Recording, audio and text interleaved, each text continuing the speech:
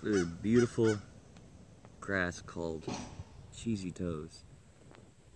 And to my right we have a bunch of stinking vultures. A bunch of people fucking tearing up people's cars. The Everglades is crazy. People don't understand the mean streets of freedom, of America, of nature. Look at them, they're fucking everywhere.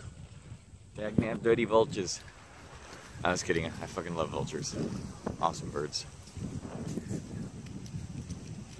Check these suckers out. Hey vultures, what's up today my friends? Do do do do do do do. Vultures everywhere with you. Da-da, da-da.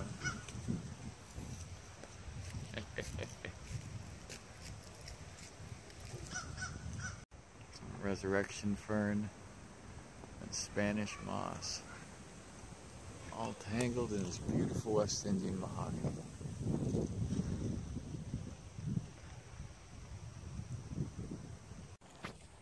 Going through the hammock here at Long Pine Key, you can see that there's a lot of clearing. A lot of trees went down, but that's because of the lack of storms we've had in the last decade or so. We haven't had too many tropical storms or anything. Still a beautiful hike. A lot of this stuff is actually going to provide new habitat for fire bushes, and it's going to spike the biodiversity a little bit by clearing the canopy up. So it's not really a bad thing when storms roll through. A lot of people have misconceptions about this type of thing. Wow, look at this root system. God damn. She went down. There lies her old bed. She'll probably live though, man. You'd be amazed.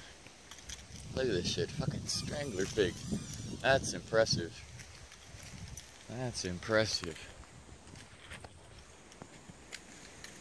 Gumbo limbo bark down.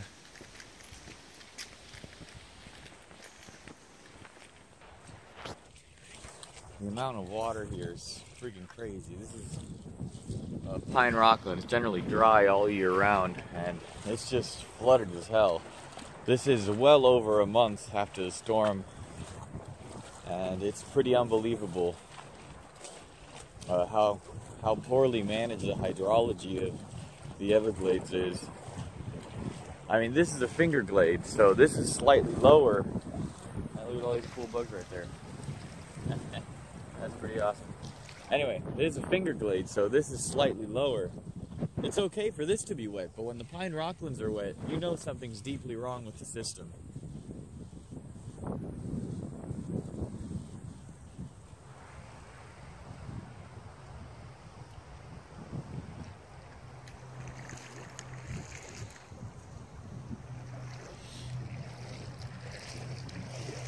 It's amazing how well these palms and pines survive the storm.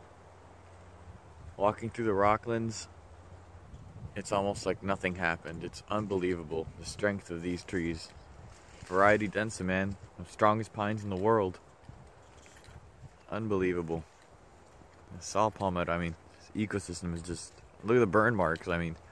And she's ready for another burn. I mean, look at all that greenery. Look at all the down trees. Look at all this dead fuel, like, just build up. Like, unreal, the speed. I mean, you understand why the Native Americans are pyromaniacs. Then this is full of rattlesnakes and cottonmouths and shit that'll kill you for stepping on it. And if you can't see it, what the hell, you're gonna die. I mean, look at all that tinder. This place is ready to pop.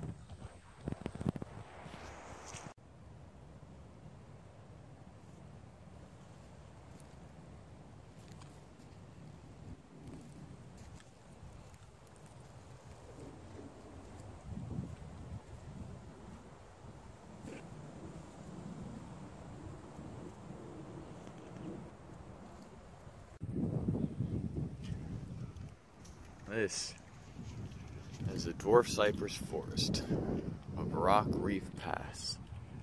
An impressive geological feature host. Hey, little snake. Looks like cottonmouth, maybe? Little baby cottonmouth. Very pretty.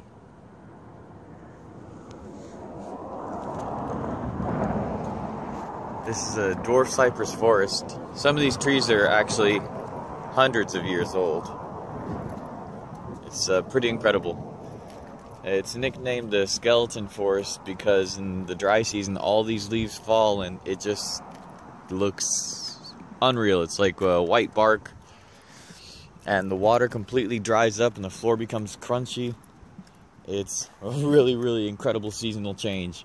People talk about Florida not having seasonal change. They just haven't really been to experience Florida. And, yep. Green heron and beautiful place.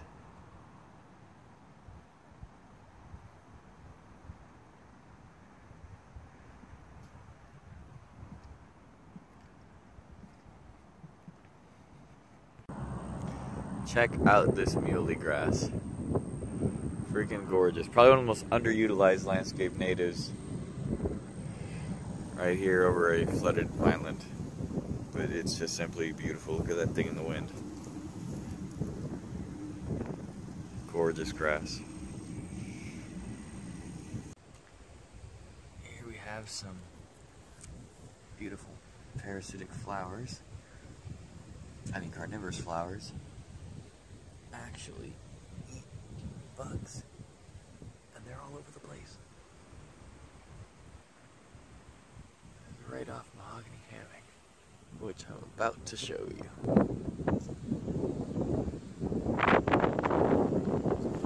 Ah, the entrance to mahogany hammock.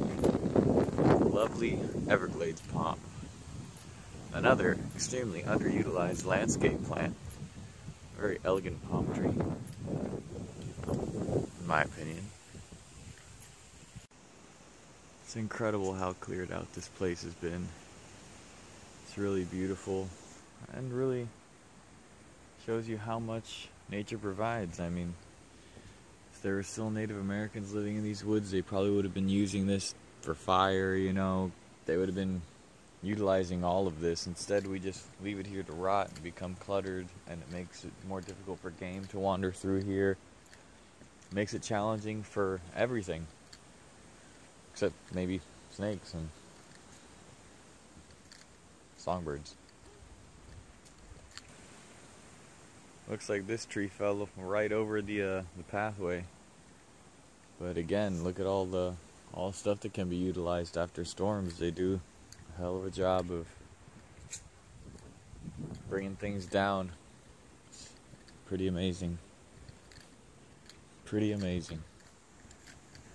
And in case anybody didn't believe me, please look at these diagrams. I'm not talking about Hurricane Andrew, but about after a fire, before a fire, pine forests are adapted for fire, photo of an old prescribed burn. Fire has always shaped the Everglades. In the beginning, fires burned unchecked, yet the Everglades thrived because one of the richest biological areas on Earth.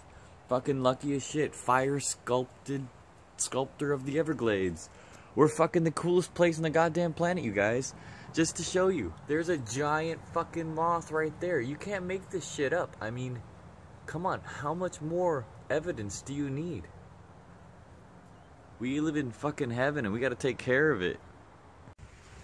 As you can see, even in this flooded area, the park does do prescribed burns. And it's pretty freaking cool. It's awesome. Freaking love the Everglades, man. And what a badass ecosystem. Soaked in water and kissed by flames. The ocean birthed to the sky. Coral reef dried up. And covered in trees, pines, palms, freaking dicots, monocots. Everything you could think of. It's unreal. All sorts of stoppers. It's beautiful. Just unreal. I love this place.